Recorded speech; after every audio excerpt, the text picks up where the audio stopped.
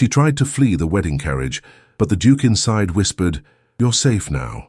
The rain fell mercilessly upon the crumbling stone steps of Vale Manor as Leora gathered the sodden silk of her wedding gown in trembling hands.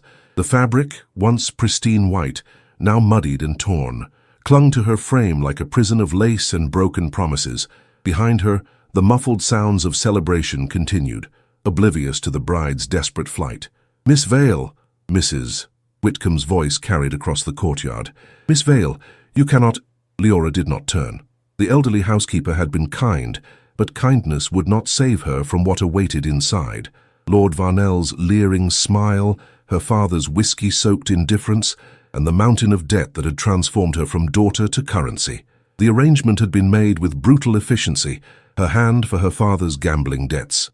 "I will not be sold," she whispered, her words lost to the howling wind. Across the rain-lashed grounds a carriage waited. Its black, lacquered surface gleamed wetly in the faint light spilling from the manor windows. The crest upon its door was obscured by shadows, not Varnell's then.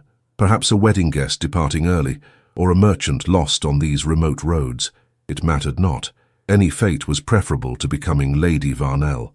Leora gathered her remaining courage and ran, her silk slippers sinking into the mud with each desperate step. Behind her, voices grew louder. Her absence had been noted. Soon they would come for her, Varnell's men with their rough hands and rougher words. The carriage was her only hope. The door handle was cold beneath her fingers.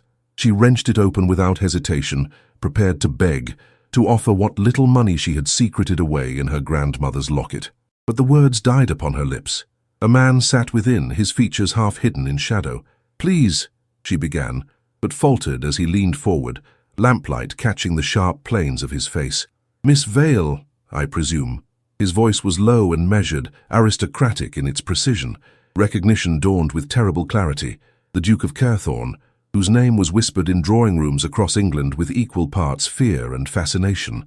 Dorian Carethorn, whose cold gaze was said to have reduced hardened soldiers to silence, whose wealth was surpassed only by his ruthlessness. "Your Grace," she gasped, attempting a curtsy even as rain soaked through her gown. "Forgive me, I did not—" "Get in," he commanded, his tone brooking no argument. Leora hesitated, one foot upon the carriage step. Behind her, she heard Varnell's unmistakable bellow. "Find her! The little fool cannot have gone far." The Duke's grey eyes followed her gaze toward the manor. Something unreadable flickered across his features. "They come for you," he observed. "Your choice, Miss Vale. Them or me." "No choice at all, then." Leora climbed into the carriage, her wedding gown a sudden weight of wet silk and broken dreams. The Duke rapped upon the roof with his walking stick, and the carriage lurched forward into the storm. They sat in silence, separated by shadows and the narrow confines of velvet upholstery. Leora clutched her grandmother's locket, her heart thrumming with renewed terror. What had she done? To flee one monster, only to find herself in the company of another, for surely that was what the Duke of Carethorn must be. His reputation preceded him, widowed under mysterious circumstances, reclusive to the point of legend, with a fortune built upon the broken fortunes of others. Lightning illuminated his face, hawkish, severe, beautiful in its cold perfection, a face that revealed nothing while observing everything. "You are running from Lord Varnell," he stated, not a question but a verdict. "I cannot marry him." The words spilled forth unbidden, desperate in their honesty. "And yet a marriage contract was signed, by your father's hand, if my information is correct." Leora's throat tightened. "My father's debts are not mine to pay." "The law would disagree, Miss Vale." The carriage rattled over uneven ground, each jolt bringing them farther from Vale Manor, and closer to whatever fate the Duke had planned. Why was he here, on her wedding day? What purpose could the Duke of Carethorn have with the daughter of a ruined country gentleman?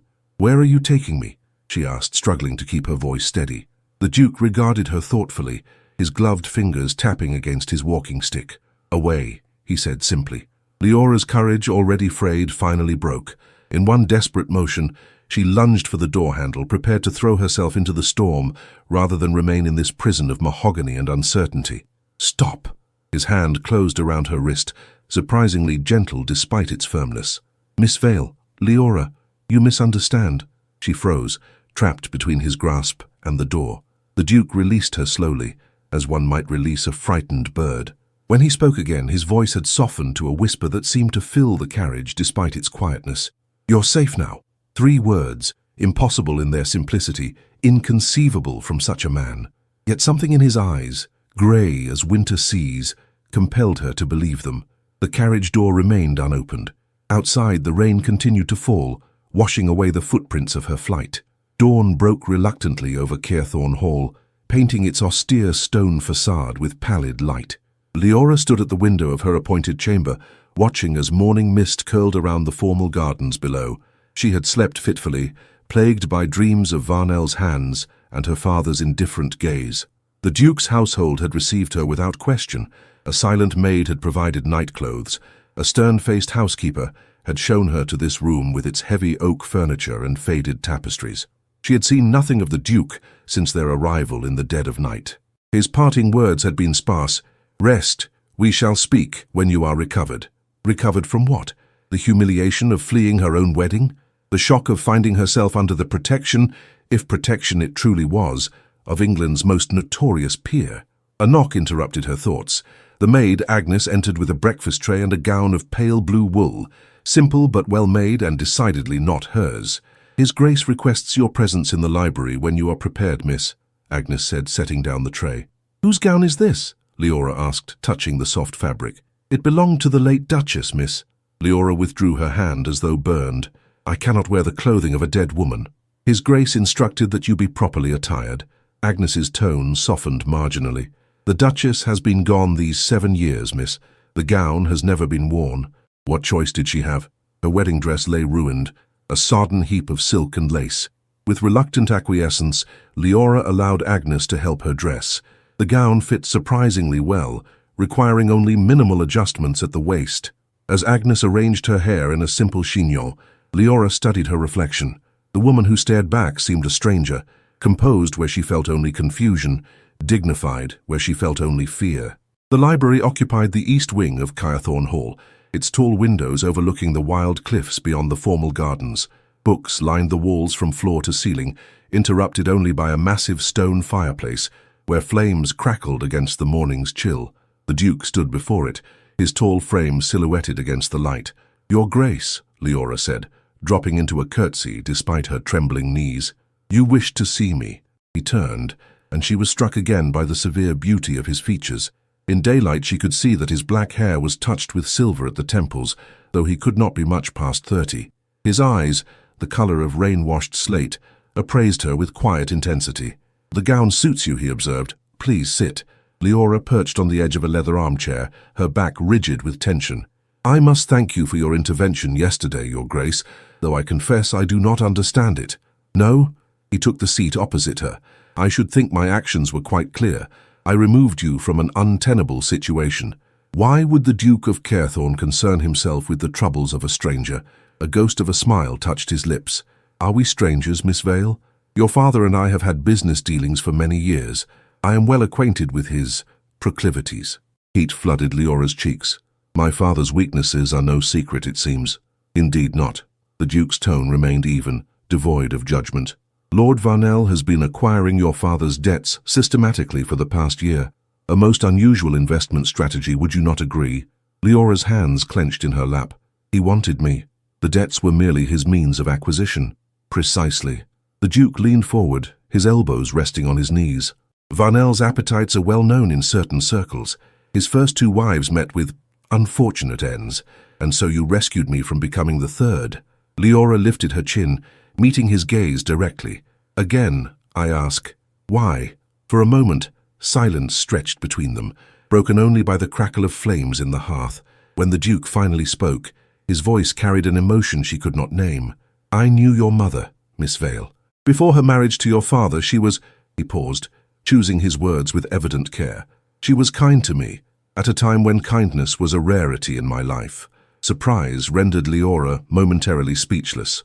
Her mother had died when she was but 10 years old, leaving only fading memories of gentle hands and whispered stories. "You knew my mother," she repeated softly, "yet she never spoke of you." She would not have. Something in his expression closed, like shutters against a storm. "It was long ago and of no consequence now.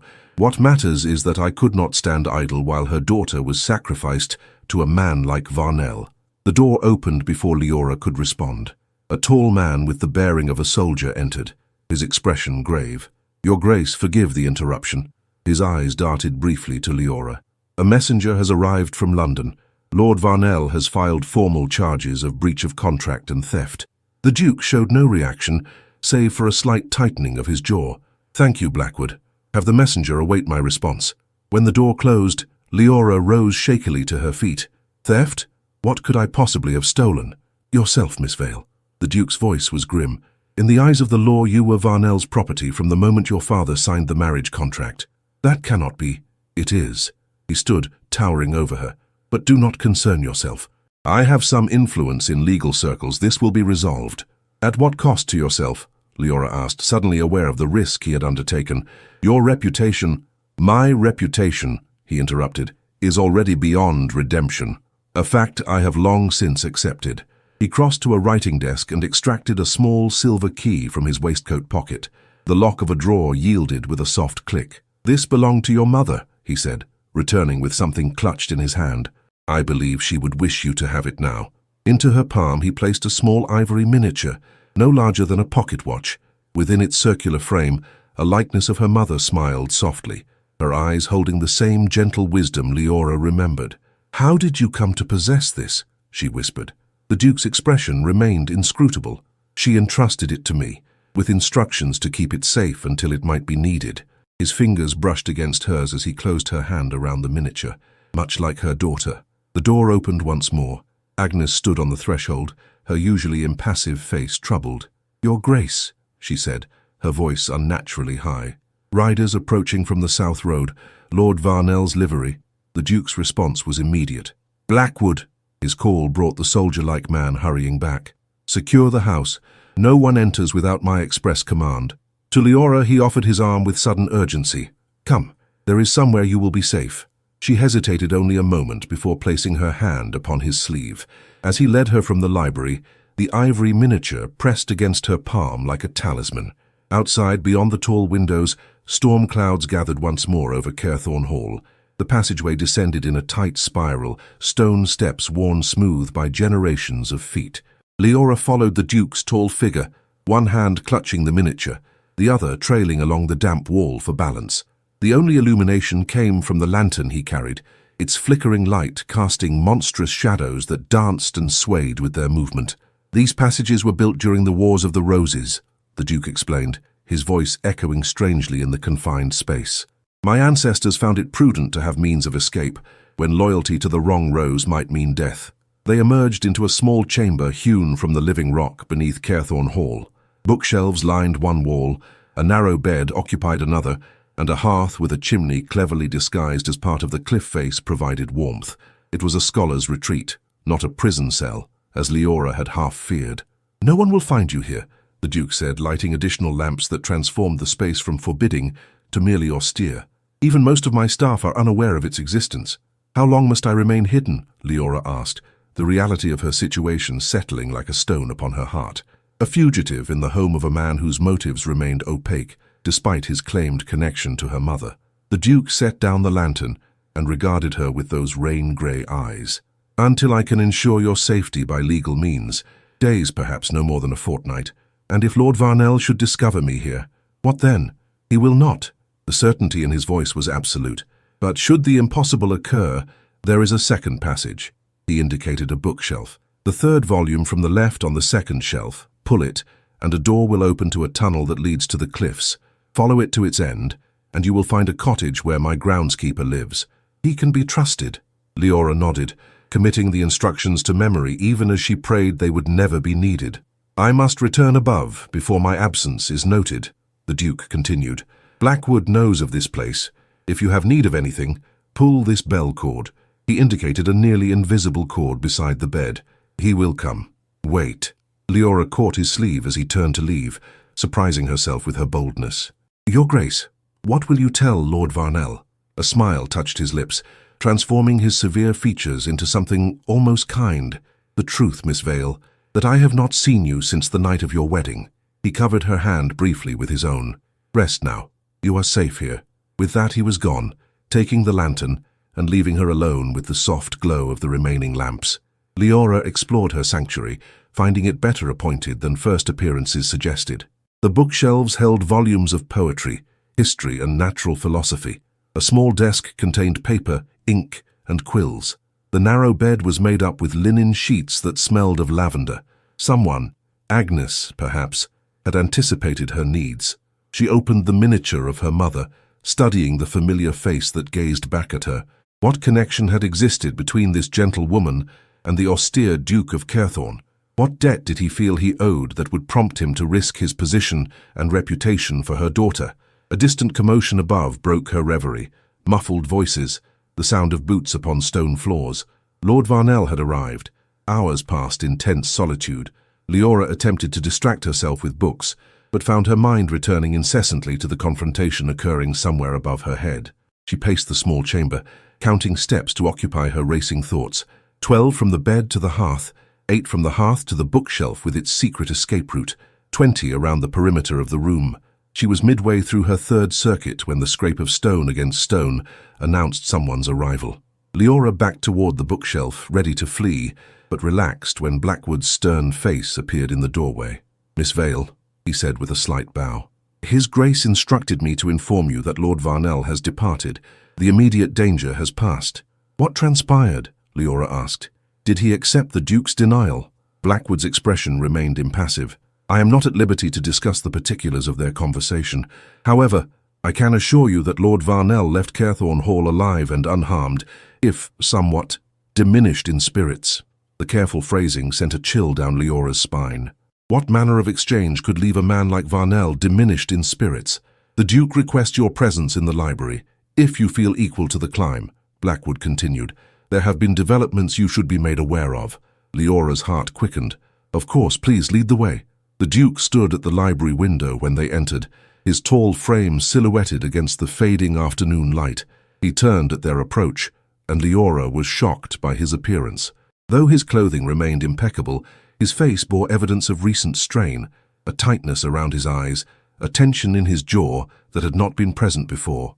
"Miss Vale," he acknowledged, dismissing Blackwood with a nod. "You are well?" "Yes, Your Grace." She moved further into the room. "Your man indicated there were developments." "Indeed." He gestured to a chair. "Please, sit. This may take some explanation." Leora obeyed, watching as he poured 2 glasses of amber liquid from a crystal decanter. He offered one to her, his eyebrow raising slightly when she accepted without hesitation. "Lord Varnell is a persistent man," the Duke began, taking the seat opposite her, "and as I discovered today, exceedingly well connected within the magistracy. The charges he has filed will not be easily dismissed." Leora's fingers tightened around her glass. "What does this mean for me?" "It means," he said carefully, "that we must adopt a more definitive strategy than I had initially planned." "What strategy could possibly—" "Marriage," he interrupted, his voice matter-of-fact. "To me." The word hung in the air between them, impossible and absolute. Leora stared at him, certain she had misheard. "Your Grace, surely you cannot—" "I assure you I can." He leaned forward, his expression intense. "Hear me out, Miss Vale. As a married woman, as my wife, you would be beyond Varnell's reach. The contract with your father would be rendered void. Your debts would become mine, and I assure you I can well afford them." "But—" Leora struggled to form coherent thoughts. "This is madness. You know nothing of me." "I know you are Elizabeth Vale's daughter," he replied simply. "I know you had the courage to flee a fate many women would have accepted. I know you have conducted yourself with dignity despite circumstances that would break lesser spirits." He paused. "I believe I know enough." Leora rose shakily to her feet, needing distance from his overwhelming presence. "And what would you gain from such an arrangement, Your Grace? Surely not the pleasure of my company, nor the advantage of my non-existent dowry." Something flashed in his eyes, something that might have been pain in a man less controlled. "What I gain is not your concern. If you ask me to be your wife, it most certainly is my concern." Anger gave her courage. "I will not exchange one prison for another, no matter how gilded the bars." The Duke stood, closing the distance between them with 2 long strides. "Is that what you believe I offer? A prison?" His voice was low, dangerous. "I offer you safety, Miss Vale. I offer you freedom from Varnell, from your father, from the creditors who would see you sold to satisfy their ledgers." "At what price?" she whispered. For a moment he said nothing, studying her face with an intensity that made her breath catch. Then, with deliberate care, he removed a folded document from his coat pocket. "Read it," he said, holding it out to her. "Before you decide." Leora took the paper with trembling fingers. It was a marriage contract, drawn up in precise legal language. As she scanned its contents, her eyes widened in disbelief. "This provides for my complete financial independence," she said, looking up at him, "and," she faltered, "and specifies that the marriage need not be consummated, as I said." His voice was very quiet now. "I offer you freedom, Miss Vale, not imprisonment." "Why?" The question escaped before she could stop it. "Why would you do this?" The Duke turned away, his profile sharp against the gathering dusk. For a long moment, Leora thought he would not answer. When he finally spoke, his words were so soft she had to strain to hear them. "Because no one did it for your mother." Before she could respond, a commotion erupted in the hallway outside. Raised voices, the sound of running feet. The library door burst open, revealing a disheveled Blackwood, blood streaming from a cut above his eye. "Your Grace," he gasped. "They've returned. Varnell and the magistrate. They have a warrant." The Duke's reaction was immediate. His hand closed around Leora's wrist, his eyes burning with sudden urgency. "Decide now," he said. "Marriage or flight. There is no more time." Leora looked from his face to the contract still clutched in her hand, her mind racing with impossible choices. Outside the library windows, the first heavy drops of rain began to fall. "I choose marriage," Leora said, the words falling from her lips before reason could intercede. "I choose you." Relief flashed across the Duke's face. So briefly she might have imagined it, before his features settled into resolute determination. "Blackwood, how much time?" "Minutes only, Your Grace." They approached the main gate. The Duke nodded sharply. "Summon Reverend Hartley from the chapel. Bring him to the east drawing room immediately." To Leora he extended his hand. "Come, we must be swift if this is to succeed." She placed her trembling fingers in his, the marriage contract still clutched in her other hand. As they hurried through the shadowed corridors of Carethorne Hall, the distant sound of thundering hooves grew louder. The storm had arrived in more ways than one. The east drawing room was a small chamber, intimate compared to the grandeur of the library. Dust covers shrouded most of the furniture, giving the impression of a room long abandoned. The Duke swept one cover from a delicate writing desk, sending motes of dust dancing in the lamplight. "Sign," he instructed, producing an inkwell and pen from a drawer. "Your full name, as it appears at the top of the document." Leora bent to the task, her signature flowing across the parchment in elegant script. Leora Elizabeth Vale. As she straightened, the door opened to admit a thin man in clerical garb, his expression one of bewildered concern. "Your Grace," the Reverend began, "what is the meaning of—" "We require your services for a marriage ceremony," the Duke interrupted. "Immediately." The clergyman blinked rapidly. "A marriage? But the banns have not been—" "Special license." The Duke produced another document from his coat, signed by the Archbishop himself. Leora stared at him in astonishment. How long had he been planning this? The license must have been obtained days ago, perhaps even before their first meeting. The implications sent her mind reeling. "This is most irregular," Reverend Hartley protested, though his fingers reached automatically for the license. "Necessity often is." The Duke's tone brooked no argument. "Proceed, Reverend. There is little time." What followed was the strangest wedding ceremony in the annals of Carethorne Hall. No flowers adorned the dusty room, no music swelled to mark the solemnity of the occasion.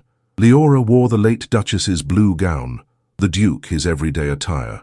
Blackwood stood as witness, blood still drying on his temple. Outside, rain lashed the windows as if nature itself objected to their hasty union. "Dearly beloved," the Reverend began, his voice gaining strength as he fell into the familiar rhythm of the marriage service. "We are gathered here in the sight of God." Leora heard the words as if from a great distance. Her hand remained clasped in the Duke's larger one, his skin warm against her cold fingers. Was this truly happening? Was she binding herself to this enigmatic man whose motives remained as shadowed as his past? "Wilt thou have this woman to thy wedded wife?" "I will," the Duke answered, his deep voice steady. "Wilt thou have this man to thy wedded husband?" Leora's response caught in her throat. In the silence that followed, she felt the Duke's eyes upon her, patient despite the urgency that had precipitated this moment. Beyond the walls of the drawing room, the sound of voices could be heard. Varnell and his men had entered Carethorne Hall. "I will," she whispered at last. The exchange of vows continued with haste, the Reverend stumbling slightly over passages in his nervous rush. When the moment came for a ring, the Duke hesitated for the first time since this mad scheme began. "I had not anticipated," he began. "Allow me, Your Grace." Blackwood stepped forward, removing a plain gold band from his little finger. "My late wife's. She would have wished it used for a worthy purpose." The Duke accepted the offering with a nod of gratitude. As he slid the ring onto Leora's finger, too large but sufficient for the ceremony, their eyes met. In his gaze she saw not triumph, but a solemn promise. "Those whom God hath joined together, let no man put asunder," the Reverend intoned. The words had scarcely left his lips when the drawing-room door burst open. Lord Varnell stood on the threshold, his corpulent frame heaving with exertion, his florid face contorted with rage. Behind him loomed a thin man in magistrate's robes, clutching a rolled document that could only be the warrant. "Seize her," Varnell bellowed, pointing a trembling finger at Leora. "She is my property by law and contract." "I fear you are mistaken, my lord." The Duke's voice was ice, his posture subtly shifting to place himself between Leora and the intruders. "May I present my wife, the Duchess of Carthorne?" Varnell's mouth opened and closed like a fish deprived of water. "Impossible," he sputtered. "The contract is superseded by a marriage contract and the sacred vows we have just exchanged." The Duke gestured to the Reverend, who clutched his prayer book to his chest as if it might shield him from Varnell's wrath. "Is that not so, Reverend Hartley?" "Indeed, Your Grace," the Reverend confirmed, finding unexpected courage. "The ceremony was conducted according to all legal and spiritual requirements. The lady is now your Duchess in the eyes of both God and Crown." The magistrate stepped forward, his thin face troubled. "Is this true, Your Grace? You have married Miss Vale of your own free will?" "I have." The Duke's hand found Leora's, his thumb brushing reassuringly over the borrowed ring. "And she has accepted me with equal freedom of choice. Your warrant, sir, is now without foundation." "This is outrageous." Varnell's face purpled dangerously. "The girl was promised to me. I paid good money for her hand." "A transaction I have rendered void," the Duke replied calmly. "However, I am prepared to compensate you for your investment. Blackwood, see that Lord Varnell receives a draft for the full amount of the Vale debts, with interest." Varnell's expression shifted, greed momentarily overcoming his anger. "The full amount, plus 10% for your inconvenience." The Duke's smile did not reach his eyes. "Provided you depart Carthorne Hall immediately and withdraw all charges against my wife." A tense silence followed, broken only by the steady drumming of rain against the windows. The magistrate cleared his throat awkwardly. "The law is clear in this matter, Lord Varnell. If Miss Vale, that is her Grace, is legally married, your contract with her father is rendered null." Varnell's gaze darted between Leora, the Duke, and the promise of financial restitution. His shoulders sagged in defeat. "Very well," he muttered, his voice thick with resentment. "But do not imagine this concludes our business, Carthorne." "On the contrary," the Duke replied, "I consider all business between us permanently concluded. Good day, my lord." When Varnell and the magistrate had been escorted from the premises, Leora released a breath she had not realized she was holding. The Reverend, sensing his role was complete, made hasty excuses and departed, leaving her alone with the man who was now, incredibly, her husband. "It is done," the Duke said quietly. "You are safe." Leora looked down at the borrowed ring on her finger, the reality of what had transpired finally settling upon her like a weight. "What happens now, Your Grace?" "Now," he said, a weariness entering his voice, "we learn to live with the consequences of our hasty bargain." He released her hand gently. "And perhaps, given our new circumstances, you might consider calling me Dorian." Before she could respond, the borrowed ring slipped from her finger and fell to the floor with a soft clink. As both reached to retrieve it, their hands met over the small circle of gold, a momentary touch that held the promise and peril of their uncertain future. A fortnight passed at Carthorne Hall, days marked by rain and silence. Leora moved through the vast house like a ghost, learning its passages and peculiarities, rarely encountering its master. The Duke, Dorian, though she had not yet summoned the courage to address him thus, seemed determined to honor the letter of their arrangement by maintaining a respectful distance. Their paths crossed primarily at dinner, a formal affair conducted in the cavernous dining room where footmen stood at attention, and conversation remained limited to polite inquiries about her comfort. By day she explored the extensive library or walked the cliffside gardens when weather permitted. By night she retired to the Duchess's chambers, a suite of rooms adjacent to, but separate from, the Duke's own apartments. A marriage in name only, just as the contract had specified. Yet Leora found herself increasingly curious about the man who had rescued her from Varnell's clutches. What sorrows lurked behind those storm-grey eyes? What connection to her mother drove him to such extraordinary measures for her protection? On this particular morning, restlessness led her to the portrait gallery, a long corridor lined with generations of Carethorn ancestors. Stern-faced men and serene women gazed down from gilded frames, a visual history of power and privilege. Near the end hung a portrait of a woman whose gentle beauty seemed at odds with her surroundings, the late Duchess, Leora presumed. "Eleanor," a voice confirmed from behind her. "My wife." Leora turned to find Dorian standing in the doorway, his tall frame silhouetted against the light. It was the first time he had sought her company voluntarily. "She was very beautiful," Leora observed, studying the painted face with its delicate features and sad eyes. "Yes." He moved to stand beside her, his gaze fixed on the portrait. Though the artist failed to capture her spirit, she was vibrant until the end. The unspoken question hung between them. Leora hesitated, uncertain if she dared breach the wall of formality he maintained so rigidly. "How did she die?" she asked finally, her voice soft. For a moment, she thought he would not answer. His profile remained impassive, carved from stone. "Childbirth," he said at last. "She and our son. 7 years ago." "I am sorry," Leora whispered, the inadequacy of the words burning in her throat. "Truly." He inclined his head slightly, acknowledging her sympathy without meeting her eyes. "It was a long time ago. Yet you have not remarried. Until now, that is." The observation escaped before she could reconsider its wisdom. A ghost of a smile touched his lips. "Until now, though our arrangement hardly constitutes a traditional marriage." "No," Leora agreed. "It does not." She gathered her courage. "Your Grace, Dorian, I have wondered why you did not simply offer me a position as companion or ward. Surely that would have been sufficient protection without the complication of marriage." He turned to her then, his expression unreadable. "Would it? Varnell could still have pressed his claim against your father's contract. As my ward, you would remain vulnerable. As my wife, you are untouchable. Even so, the sacrifice seems extreme." Leora met his gaze directly. "I cannot help but wonder what you gain from this arrangement." Something flickered in his eyes, a shadow of emotion quickly suppressed. "Perhaps I grow weary of solitude." "I think not," she replied. "You have maintained your solitude quite effectively, despite our matrimonial state." His eyebrow arched in surprise at her boldness. "You find fault with my hospitality?" "Not at all. You have been most generous." Leora gestured to her gown of fine green silk, another from the late Duchess's wardrobe. "I want for nothing material, yet I cannot help but feel I am merely trading one form of invisibility for another." The words hung between them, challenging in their honesty. Dorian studied her face as if seeing her truly for the first time. "What would you have of me?" he asked, his voice low. "Truth," she answered simply. "You claim to know my mother. Tell me how." He turned back to Eleanor's portrait, his hands clasped behind his back. For a long moment Leora thought he would deny her this small request. When he spoke, his voice carried a weight of memory. "I was 19 when I first met Elizabeth Vale. She was governess to my young cousins at Thornfield Estate, and I was a second son with no prospects save a military commission."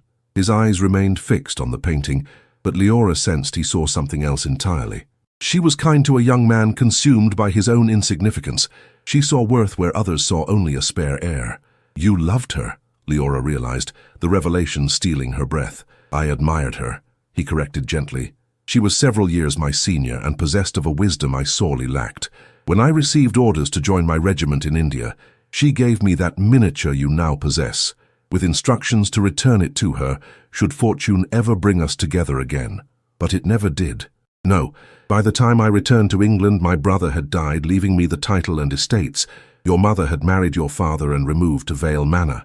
A shadow crossed his features. "I learned later that it was not a happy union." "It was not," Leora confirmed, memories of her father's drunken rages rising unbidden. "Though my mother never spoke of it, she protected me from the worst of his nature." "As she would." Dorian's voice softened.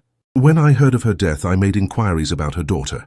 I discovered that Robert Vale had squandered most of your inheritance and was rapidly descending into debauchery. I kept watch from a distance. When I learned of the contract with Varnell," he broke off, his jaw tightening. I could not allow it. The pieces aligned in Leora's mind, his unexpected appearance at her wedding, the prepared documents, the hidden chamber, all arranged in anticipation of her flight. You planned my rescue from the beginning. I prepared for the possibility, he acknowledged, though I had hoped to find a less permanent solution than marriage. Then you do regret our arrangement. The thought brought an unexpected pang of disappointment. Dorian turned to her, his expression grave. I regret only that circumstances forced such a choice upon you. My aim was to secure your freedom, not to replace one form of bondage with another. A commotion in the corridor interrupted their conversation. Raised voices, the sound of hurried footsteps. Blackwood appeared in the doorway, his usual composure disturbed. Your Grace, he said, bowing slightly. A messenger has arrived from Vale Manor. It seems Lord Vale has suffered an apoplexy. The doctors fear he may not survive the night. Leora's heart contracted painfully. Despite everything, Robert Vale remained her father. I must go to him. Out of the question, Dorian replied immediately. Varnell's men will be watching for any opportunity to seize you. Vale Manor is the first place they would look. He is my father, Leora insisted, surprising herself with the steadiness of her voice. Whatever his failings, I cannot abandon him in his final hours. Dorian studied her face, conflict evident in his expression. Finally, he nodded. Very well, but you will not go alone. I shall accompany you, with a sufficient guard to ensure your safety. Within the hour, the Duke's carriage was prepared for departure. As Leora settled into the velvet seat, memories of their first journey together flooded her mind.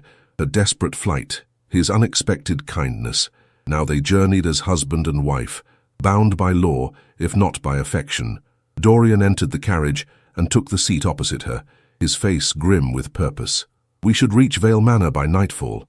With luck, we will not encounter Varnell's men on the road. Leora nodded, grateful for his protection, yet troubled by the distance that still yawned between them. As the carriage lurched into motion, she caught sight of a small silver object in his hand, a reliquary, she realized, similar to the miniature he had given her. What is that? She asked softly. His fingers closed around it protectively. Nothing of importance, but she had glimpsed its contents. A lock of dark hair too small to belong to a woman. A child's hair. His son's, perhaps, the infant who had died with Eleanor. The discovery pierced her heart with unexpected compassion. This man, so formidable in his power and reserve, carried his grief close to his skin. The carriage continued its journey through gathering storm clouds, carrying them toward Vale Manor, and whatever fate awaited there. As thunder rumbled in the distance, Dorian's gaze met hers across the narrow space, a glance of shared purpose if not yet understanding. You're safe, he said quietly, echoing his words from that first night. I will ensure it. In that moment, Leora believed him. Vale Manor loomed against the darkening sky, its once proud facade now crumbling with neglect.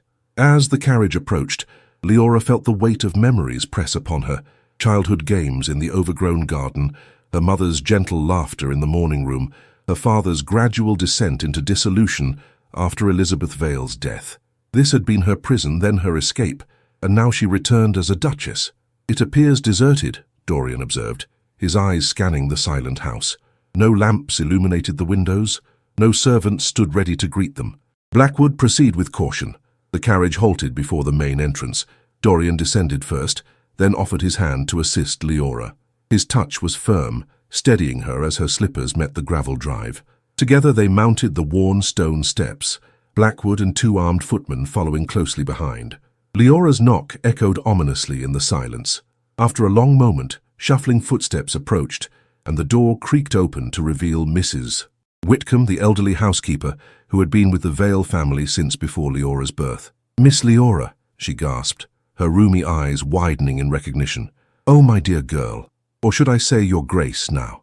She bobbed an awkward curtsy to Dorian, who acknowledged her with a nod. Mrs. Whitcomb, Leora said warmly, clasping the old woman's gnarled hands. How is my father? The housekeeper's face fell. Not well, miss. The doctor came and went, said there was nothing to be done but wait. He's in his chamber, hardly conscious. Her gaze darted nervously to Dorian. We weren't expecting... That is, the house is hardly prepared for a duke's visit. Never mind that, Dorian replied, his tone gentle despite his imposing presence. We are here for Lord Vale, nothing more. Mrs. Whitcomb led them through the dimly lit entrance hall, past tarnished mirrors and empty spaces where paintings had once hung. sold, no doubt, to satisfy Robert Vale's creditors or his thirst for spirits. The grand staircase creaked alarmingly as they ascended to the family quarters. The doctor said it was the drink that did it, Mrs. Whitcomb confided in a hushed voice. His lordship's liver, you see, failed him entirely. Leora's throat tightened with conflicting emotions.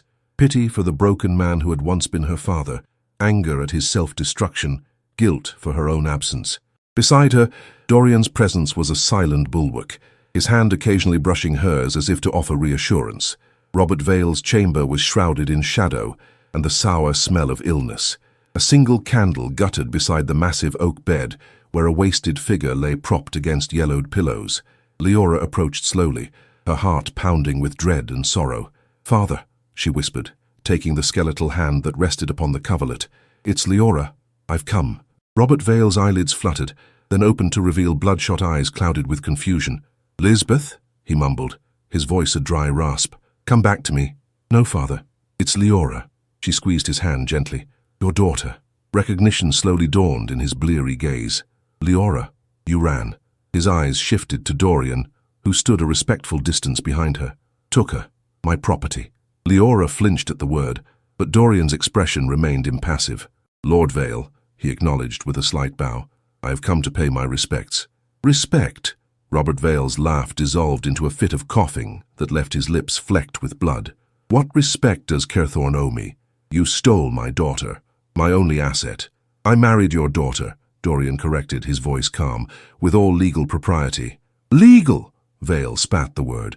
"As if you cared for law, always watching, since Lisbeth died, waiting to take what was mine." Leora glanced at Dorian in confusion, but his face revealed nothing. "Father, please," she implored, turning back to the dying man. "Save your strength. I came to be with you, not to argue." Vale's grip on her hand suddenly tightened with surprising strength. "He didn't tell you," he wheezed. "Did he? About the letters? The money?" "What letters?" Leora asked, looking between her father and her husband. "What money?" "Your precious Duke," Vale continued, malice gleaming in his rheumy eyes, "has been paying our debts for years, behind my back, as if I were a child to be managed." He dissolved into another coughing fit. Dorian stepped forward, his face grave. "Perhaps this discussion should wait until Lord Vale has rested." "No." Vale struggled to sit upright, his wasted frame trembling with effort. "She should know. Know how he's been watching, following, writing to your mother." "Even after she was mine? Writing to my mother?" Leora echoed, her mind reeling. "But you said—" "I said I knew her," Dorian interrupted, his voice taut. "I did not specify the nature of our continued acquaintance." Vale's laughter was a terrible sound, half choked with blood and spite. "Acquaintance, is that what you call it? While my wife carried on a secret correspondence with the mighty Duke of Carthorne." He turned his fevered gaze to Leora. "He loved her, and she never loved me. Not once in 20 years. Leora felt as though the floor had dropped away beneath her feet. She looked to Dorian, silently pleading for denial, but found only grim confirmation in his eyes. "We were friends," Dorian said quietly. "Nothing more. I respected her marriage, as did she." "Liar," Vale hissed, his strength visibly ebbing. "I found the letters, after she died, hidden in her sewing box. Years of them." His fingers fumbled at his nightshirt, extracting a folded paper from some inner pocket. "Kept this one to remind me." "Read it, Leora. Read what your mother wrote to him." With trembling hands, Leora accepted the yellowed paper. The handwriting was unmistakably her mother's, elegant and precise. "My dear friend, your offer of assistance touches me deeply, but I cannot accept. The path I have chosen, however difficult, is mine to walk. Robert is not the man I hoped he would be, but he is my husband and Leora's father. I made my vows before God, and I will honor them. What sustains me is knowing that should the worst befall me, you will watch over my daughter. Your promise in this regard is the greatest comfort a mother could wish for. With deepest gratitude, Elizabeth." The letter fell from Leora's numb fingers. She stared at Dorian, seeing him anew, not as her rescuer or reluctant husband, but as a man who had honored a decades-old promise to her mother, a man who had loved Elizabeth Vale from afar, respecting boundaries she herself had established. "You never told me," she whispered. "It was not my place to speak ill of your father," Dorian replied, his voice low, "or to complicate your memory of your mother." Robert Vale's breath came in labored gasps now, his moment of vindictive strength fading rapidly. "She never loved me," he repeated, his voice barely audible. "But you are mine, my daughter." Despite everything, Leora felt tears sting her eyes. "Yes, father, I am your daughter." She squeezed his hand gently. "Rest now." A rattling sigh escaped him, his eyelids drooping. "Forgive me," he murmured, the words so faint she nearly missed them. "For selling you, for failing her." Before Leora could respond, his hand went slack in hers. His chest rose once more, then fell silent. Robert Vale was gone. Mrs. Whitcomb appeared in the doorway, her ancient face solemn. "Is it done, then?" she asked, crossing herself. "The poor soul." Leora nodded, unable to speak through the knot of grief and confusion in her throat. Dorian stepped forward, gently drawing her away from the bedside. "Mrs. Whitcomb, please make the necessary arrangements," he instructed, his voice quiet but authoritative. "Blackwood will provide funds for a proper burial." The housekeeper nodded and withdrew, leaving them alone with the mortal remains of Robert Vale. Leora stood frozen, caught between grief for the father who had never truly loved her and shock at the revelations of his final moments. "Leora," Dorian began, his hand hovering near her shoulder, not quite touching. "What your father said, was it true?" she interrupted, turning to face him. "Did you love my mother?" The silence stretched between them, taut with unspoken truths. Outside, rain began to fall, pattering against the windows like phantom fingers. "Yes," he admitted finally, "I loved her. From a distance, with honor, knowing she could never be mine." "And that is why you married me? Out of obligation to her memory?" Dorian's expression softened, his customary reserve giving way to something more vulnerable. "I married you to protect you, as I promised her I would, but also because—" He hesitated, choosing his words carefully. "Because in you I saw not just Elizabeth's daughter, but a woman of remarkable courage, a woman worth knowing for her own sake." Leora searched his face, seeking deception and finding only painful honesty. The ground beneath her had shifted irrevocably, her father dead, her mother's life revealed as more complex than she had ever imagined, and her marriage founded on a promise made long before she came of age. "I need time," she said quietly, "to understand all this, to grieve." "Of course." Dorian stepped back, respecting her need for distance. "We shall remain at Vale Manor until after the funeral. Then, if you wish, you may return to Carethorne Hall, or not.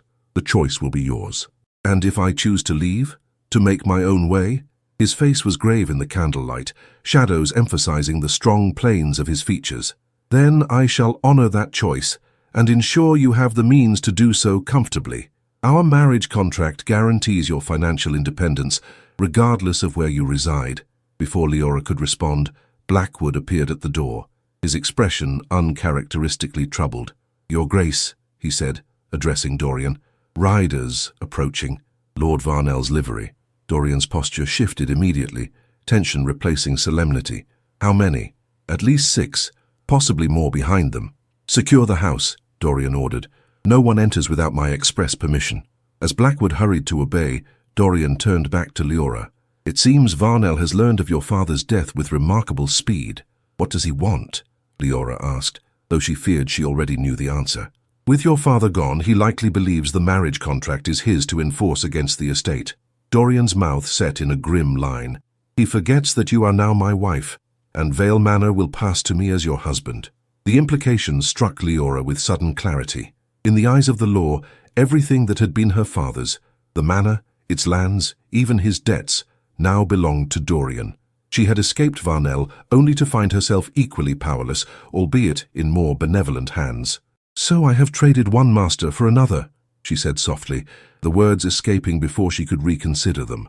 Dorian's expression tightened, a flash of hurt quickly masked by his customary reserve. "Is that truly how you see me?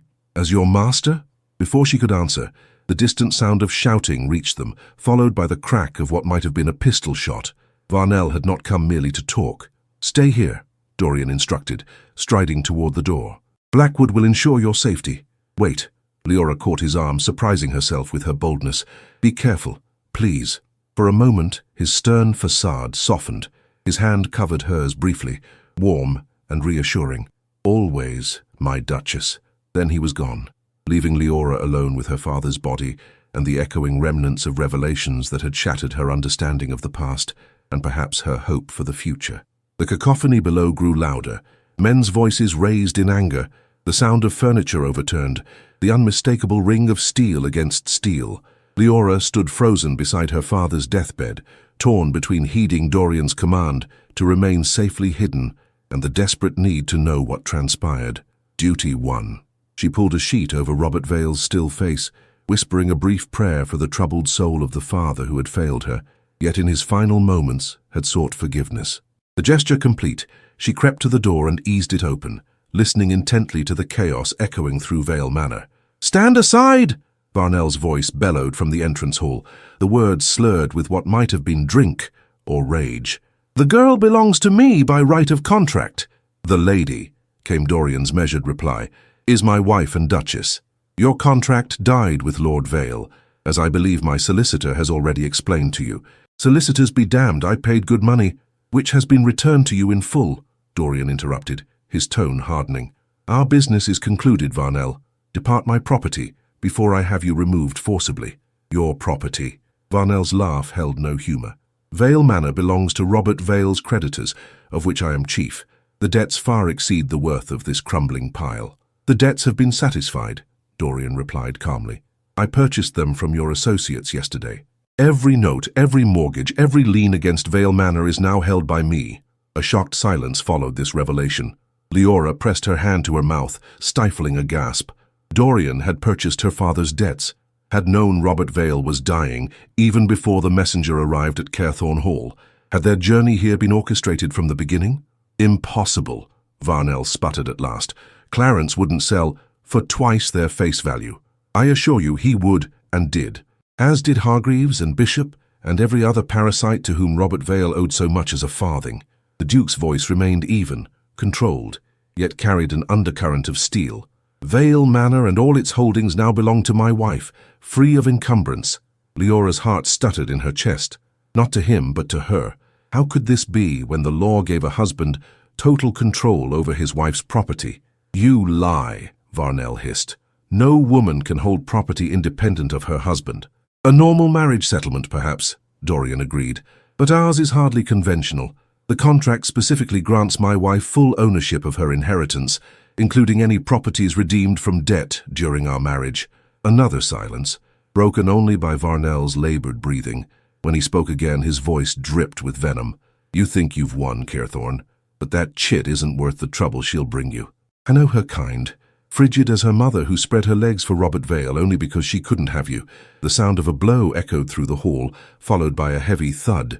Leora pressed closer to the banister, peering down to see Varnell sprawled upon the marble floor, blood streaming from his nose. Dorian stood over him, his tall frame vibrating with barely contained fury. "Speak of my wife or her mother again," he said, his voice dangerously soft, "and I will forget I am a gentleman." Varnell struggled to his feet, dabbing at his bloody nose with a handkerchief. His small eyes glittered with hatred as he backed toward the door. "This isn't finished, Carethorne.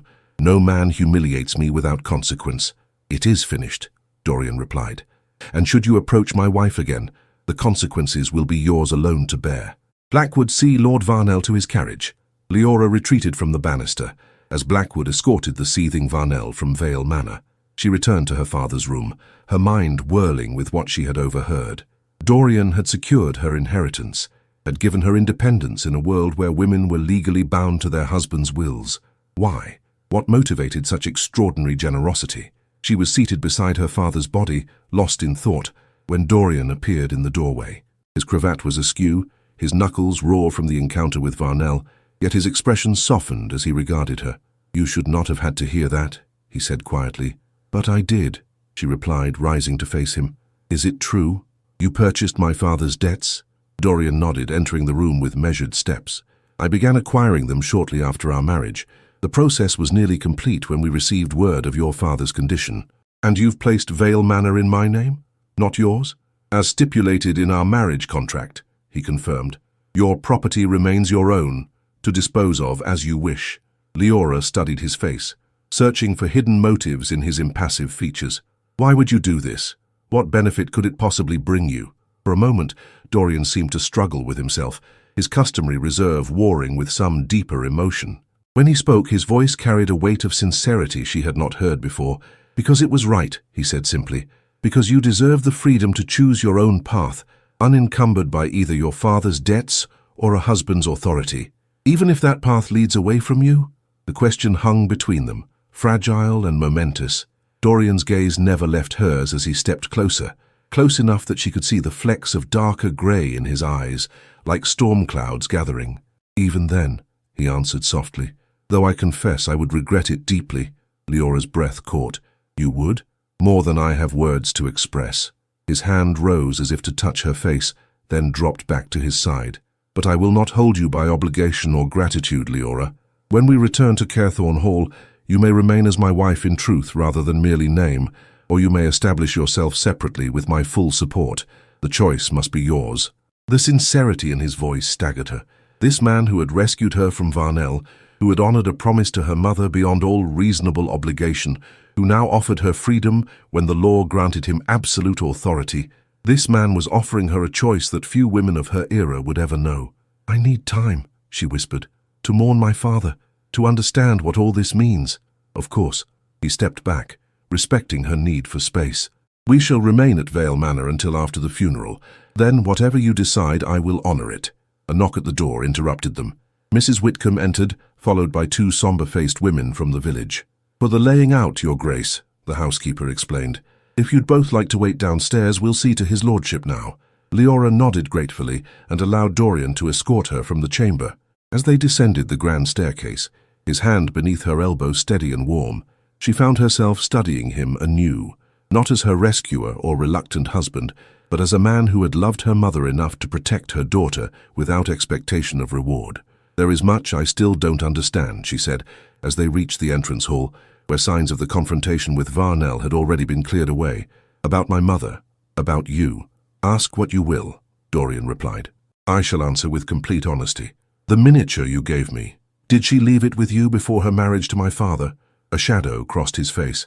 "No. She sent it to me after you were born, with a letter explaining that she had named you Leora Elizabeth, Leora for her grandmother, Elizabeth for herself." His voice softened with memory. "She wrote that should anything happen to her, I would recognize her daughter by the resemblance to the portrait." "And when she died?" Leora pressed. "I tried to intervene," Dorian admitted. "I offered your father financial assistance anonymously at first, then directly. He refused, preferring to sink further into debt and dissolution." A muscle tightened in his jaw.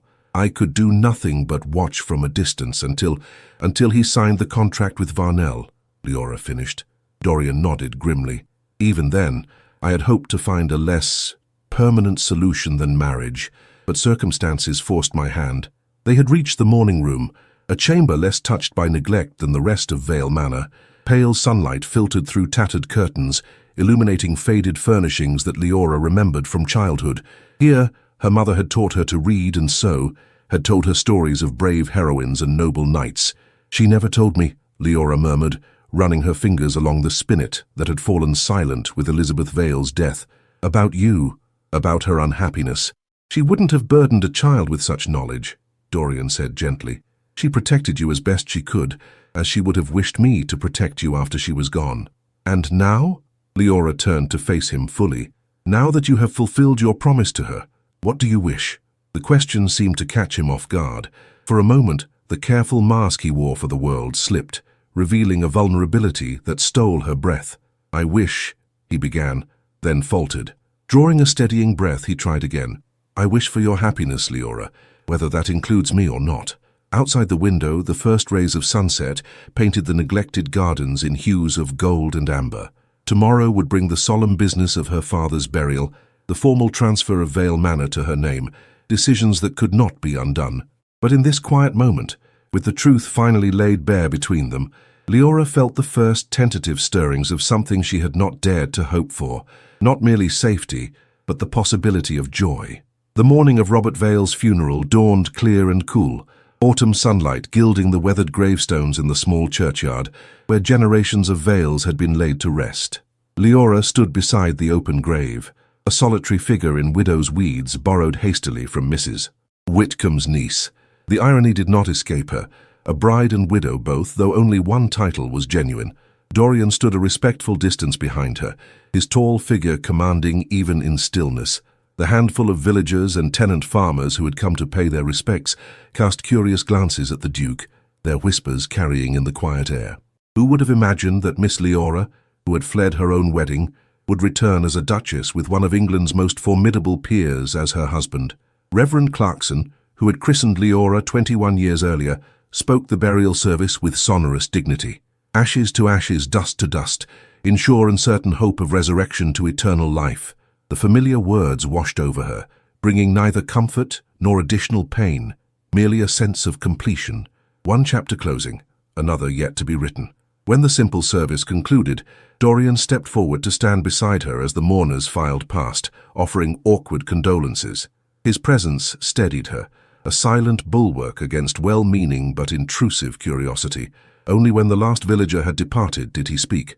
"Are you ready to return to the house?" he asked, his voice gentle. Leora shook her head. "Not yet. There is something I must do first." Understanding without further explanation, he nodded and withdrew to the lich gate, where Blackwood waited with the carriage. Leora watched him go, struck again by the contradiction he presented, a man of rigid control and unexpected compassion, who offered protection without demanding surrender. Turning back to the freshly turned earth of her father's grave, she knelt and placed a single white rose upon it. "Goodbye, father," she whispered. "May you find the peace that eluded you in life." Rising, she moved to another grave nearby, its headstone weathered but well tended, despite the general neglect of Vale Manor. Elizabeth Vale, beloved wife and mother, the inscription read, born 1798, died 1834. The dates told their own stark story, dead at 36, leaving a 10-year-old daughter to a father ill-equipped for either parenthood or widowhood. Leora traced the carved letters with gentle fingers. "I understand better now, mother," she murmured. "The choices you made, the sacrifices." A shadow fell across the grave as Dorian approached, his expression solemn. In his hand he carried a small bouquet of late-blooming violets. "May I?" he asked quietly. At Leora's nod, he knelt and placed the flowers beside the headstone, his movements reverent. "She favored violets," he explained, rising. "Even in India I remembered that." "You loved her very much," Leora observed. Not a question, but a recognition. "I did." He met her gaze directly. "But not as you might imagine.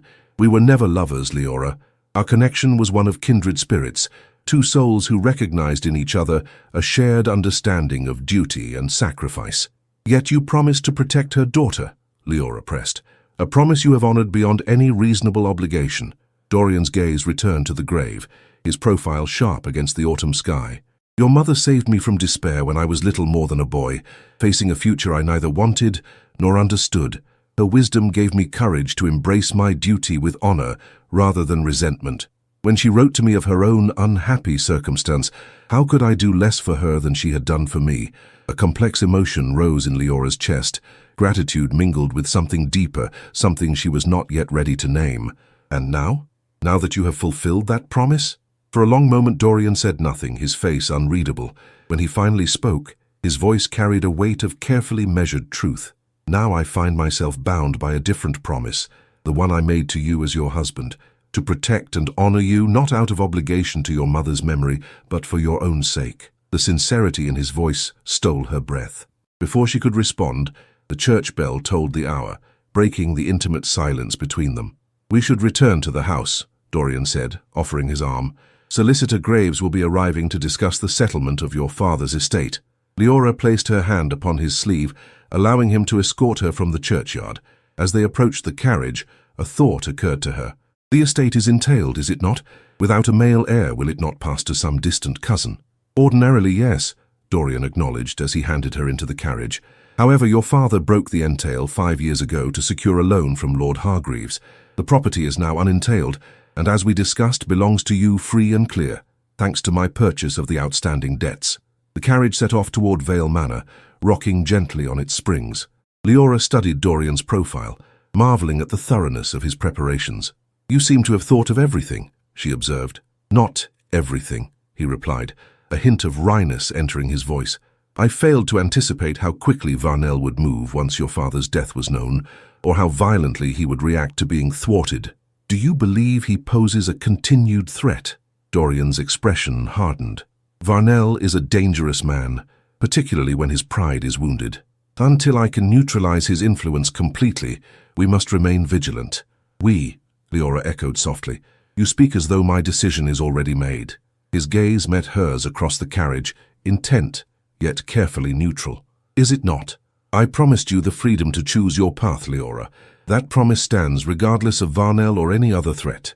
Before she could respond, the carriage turned into the drive of Vale Manor, where a nondescript curricle awaited. Solicitor Graves arrived to execute the formal transfer of property. The moment for personal truths had passed, replaced by the practical business of inheritance. The meeting proceeded with brisk efficiency in Robert Vale's neglected study. Graves, a thin man with spectacles perched upon a beak-like nose, presented the documents with minimal commentary, clearly awed by the Duke's presence. "Everything appears to be in order, Your Grace," he said, passing the final paper for Dorian's signature. "With these documents filed, the property passes to Her Grace completely and without reservation." Dorian signed without hesitation, then slid the document toward Leora. "Your signature, my dear, to complete the transfer." Leora stared at the parchment, its legal language confirming what still seemed impossible. Vale Manor, with its lands and remaining assets, now belonged solely to her, protected from both her husband's control and Varnell's grasping hands.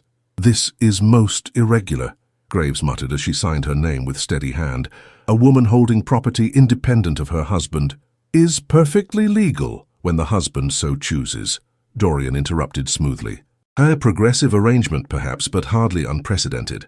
When Graves had departed, bearing the signed documents to be properly registered, Leora turned to Dorian with renewed wonder.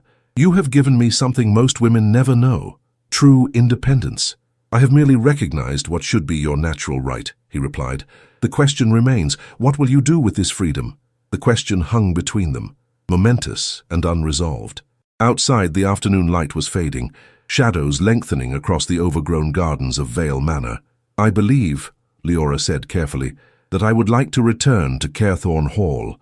With you." Something flickered in Dorian's eyes. Relief, perhaps, or the beginning of hope. "As my Duchess in name only, or as your wife," she interrupted softly. "In truth, not merely appearance, if that is what you wish as well." For a moment, Dorian's customary reserve cracked entirely, revealing a vulnerability that caught at her heart. His hand reached for hers, hesitant in a way she had never witnessed from this most controlled of men. "It is what I have wished since the moment you entered my carriage in the rain," he confessed, his voice barely above a whisper. Soaked and terrified, yet facing me with such courage that I knew my heart was lost. Leora entwined her fingers with his, feeling the calluses that belied his aristocratic appearance, evidence of a man who had known both privilege and hardship. "I was running from one fate, only to find another I could never have imagined." "And do you regret it?" he asked, his grey eyes searching hers. "Our hasty marriage, the circumstances that forced us together?" "No," she answered truthfully. "How could I regret the path that led me to truly know you, not as my rescuer or my mother's friend, but as the man you are, honorable, even when honor demands sacrifice?" Dorian raised their joined hands, pressing a kiss to her knuckles with a reverence that made her breath catch. "Then let us return to Carethorne Hall, my Duchess, not as reluctant allies, but as husband and wife in every sense." As they prepared to depart Vale Manor, perhaps for the final time, Leora paused in the entrance hall, looking back at the house that had been both haven and prison throughout her childhood. Whatever the future held at Carethorne Hall, she would face it not as a frightened girl fleeing an unwanted marriage, but as a woman who had chosen her own path, her own husband, her own destiny. Outside, the Duke's carriage waited, no longer a symbol of flight but of journey, a journey they would now undertake together. Spring arrived at Carethorne Hall with unexpected gentleness, coaxing green shoots from soil long dormant and painting the formal gardens with delicate colour. Leora stood at the edge of the cliff path, watching as waves crashed against the rocks below, their fury transformed to lace and mist in the morning light.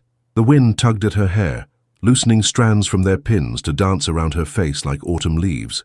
6 months had passed since her father's funeral, since her return to Carethorne Hall, not as a refugee, but as a wife by choice rather than necessity.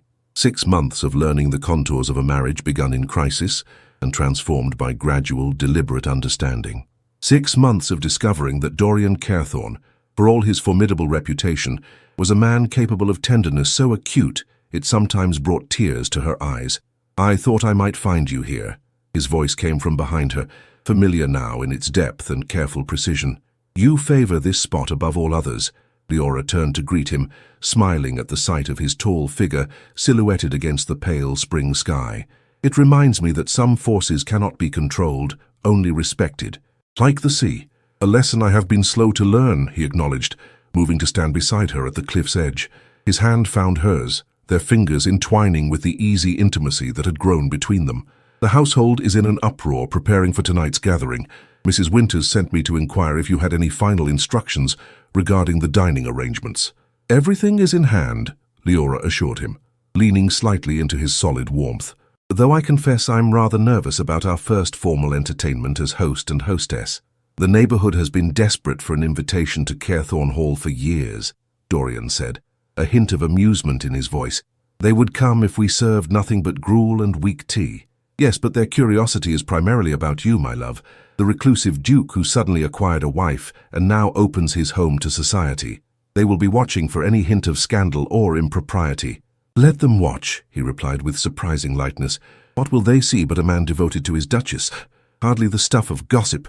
Leora smiled, warmed by his words despite the brisk sea air. "They will see a changed man, I think, not the fearsome Duke of Carethorne they have whispered about these many years." "Changed, yes," he agreed, his grey eyes softening as they regarded her, "though perhaps not so much changed as revealed. You have seen what others have not troubled to look for, Leora." She reached up to touch his face, tracing the strong line of his jaw with gentle fingers. "As you have seen me, not as Robert Vale's daughter or Elizabeth's child, but as myself." The months since their return from Vale Manor had brought changes both subtle and profound. The silent corridors of Carethorne Hall now resonated with purpose, as Leora undertook renovations long neglected. Guest rooms shuttered since Eleanor's death were opened and refurbished. The portrait gallery was rearranged, with Elizabeth Vale's miniature given a place of honor alongside images of Dorian's ancestors. Most significantly, the separate chambers that had defined their early marriage had gradually merged, until the connecting door between the Duke's apartments and the Duchess's suite remained permanently open. What had begun as tentative courtship, stolen kisses in the library, hands meeting over breakfast, whispered confidences in firelit darkness, had blossomed into a passion neither had anticipated when they spoke their hasty vows. "I have something for you," Dorian said now, reaching into his coat pocket. "A gift to mark 6 months since you chose to be my wife in truth as well as name." He withdrew a small velvet box, offering it with a solemnity that made her heart quicken. Inside, nestled on black velvet, lay a ring of platinum and sapphires, delicate yet striking in its craftsmanship. "Oh, Dorian," she breathed, touching the gleaming stones with reverent fingers. "It's beautiful." "To replace the borrowed ring from our wedding day," he explained, removing it from the box. "May I?" Leora nodded, extending her left hand where Blackwood's widow's ring still circled her fourth finger, too large and secured with a twist of silk thread. Dorian removed it gently, then slid the sapphire band in its place, a perfect fit as if made for her hand alone. "There," he said softly. "Now when people see the Duchess of Carethorne, they will know she is cherished not out of obligation, but love." The word hung between them, not for the first time but never without weight. Love, what had begun as duty, transformed by choice and understanding into something neither had dared hope for in those first desperate days. "Speaking of being seen," Leora said, turning the ring so that sunlight caught the deep blue stones, "there is a matter I've been meaning to discuss with you, regarding tonight's gathering." "Oh?" Dorian's eyebrow arched in question. "Have you changed the menu after all? Mrs. Winters will have apoplexy if you've altered her carefully planned courses." "Not the menu," she laughed, then grew serious once more. "It's about Lord and Lady Harrington. I've invited them specifically because their eldest daughter, Emily, has recently been jilted by a gentleman who discovered her family's finances were not as robust as he had been led to believe. Understanding dawned in Dorian's eyes, and you wish to show her kindness, to demonstrate that worth is not measured by dowry or connections." "Yes," Leora squeezed his hand gratefully, "but there's more. I've taken the liberty of inviting Captain James as well. You remember him from the regiment?" "Blackwood's protégé," Dorian nodded. "A good man, if somewhat lacking in fortune." A good man is precisely what Miss Harrington needs, not another fortune hunter, Leora asserted, and I thought perhaps, that is, I wondered if you might speak with him during the evening. Mention that while Miss Harrington's dowry is modest, her character is exceptional. A slow smile spread across Dorian's face, warming his usually solemn features. My Duchess turns matchmaker. How very traditional of you. Not matchmaking, she protested with mock indignation, merely creating favorable conditions for mutual discovery. As were created for us? He asked, suddenly serious again, though under rather more dramatic circumstances. Indeed. Leora's hand rested unconsciously on her abdomen, a gesture that did not escape Dorian's notice. His eyes widened slightly, a question forming in their depths. Leora, he said carefully, is there something you wish to tell me? She had planned to wait until after the dinner party to create a perfect moment for such momentous news. But here, with the sea spread before them and the spring sun warm upon their faces, she found she could not delay. Dr. Morrison confirmed it yesterday, she said softly. We are to have a child, Dorian, by autumn's end. For a moment he stood frozen, as if unable to comprehend her words. Then, with a sound that might have been a laugh or a sob, he gathered her into his arms, holding her as though she were made of the most precious porcelain. A child, he whispered against her hair. Our child. The wonder in his voice brought tears to her eyes. She knew what this meant to him. A second chance at fatherhood after the devastating loss of Eleanor and their infant son. A hope he had abandoned until she entered his life. Are you pleased? She asked, drawing back to search his face. Pleased, he echoed incredulously. Leora, my love, you have given me more than I ever dared hope for. First your trust, then your heart, and now, his hand covered hers where it rested upon her still flat abdomen. Now, this miracle. They stood together at the cliff's edge, the future spreading before them like the endless sea. Below, waves crashed against unyielding stone, their force transformed into something beautiful by the very resistance they encountered. Like their own journey, Leora thought, what had begun in storm and flight had been transformed through challenge and choice into something neither could have imagined on that rain-soaked night when she had tried to flee a wedding carriage, only to find unexpected sanctuary in the arms of a duke. As spring sunlight gilded Carthorne Hall behind them, Dorian drew her close once more, his lips finding hers in a kiss that spoke of promises kept and new ones yet to be made. When they parted, his smile held all the warmth that had once seemed impossible from the stern Duke of Carthorne. Come, my Duchess, he said, offering his arm with courtly grace. We have a future to prepare for, and guests arriving in a few hours who will be most disappointed if we are not properly attired to receive them. Leora placed her hand upon his sleeve, the sapphires on her finger catching the light like captured stars. Lead on, my Duke. I follow where you go. No, he corrected gently. We walk together, as equals, as we have since the moment you chose to stay. Together they turned toward Carthorne Hall, its windows gleaming with welcome in the spring sunshine. No longer a refuge of last resort, but a home being transformed by love, choice, and the courage to begin anew. Behind them, the carriage that had once been her salvation faded into memory, replaced by the promise of journeys yet to come, journeys they would undertake not in desperate flight, but in hopeful companionship. For sometimes the greatest freedom comes not from escape, but from the choice to remain where one is truly valued, truly seen, and truly loved. In the quiet chambers of our hearts, we all seek the same truth, that safety is not merely the absence of danger, but the presence of someone who sees us completely and loves us nonetheless. Leora and Dorian's journey reminds us that true freedom comes not from escape, but from the courage to choose connection, even when past wounds urge us toward solitude. Their story teaches us that the most profound protection we can offer another is not control disguised as care, but rather the respect that grants them agency over their own destiny. When Dorian gave Leora independence within their marriage, a radical act in their time, he demonstrated that real love empowers rather than diminishes. Perhaps most importantly, this tale whispers to us that redemption is always possible, that hearts calcified by grief can soften again under the gentle persistence of compassion. The walls we build for protection need not become our prisons. They can be dismantled, stone by stone, by those patient enough to see the light still flickering within. May we all find the courage to flee what diminishes us, to recognize the whispered promise of safety when it is genuinely offered, and to build relationships where protection and freedom exist not in opposition, but in harmonious balance. If this tale of courage, redemption, and love against all odds has touched your heart, I invite you to join our community of romantic souls.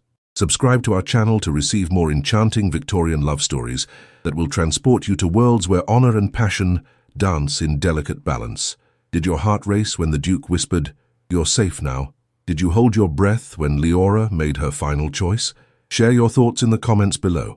Tell me which moment moved you most, or which character's journey resonated with your own. Your words inspire new tales and connect us all in the timeless language of romance. Until our next journey together, remember that sometimes the most beautiful love stories begin with an act of courage, whether fleeing a wedding carriage or opening your heart to unexpected possibilities.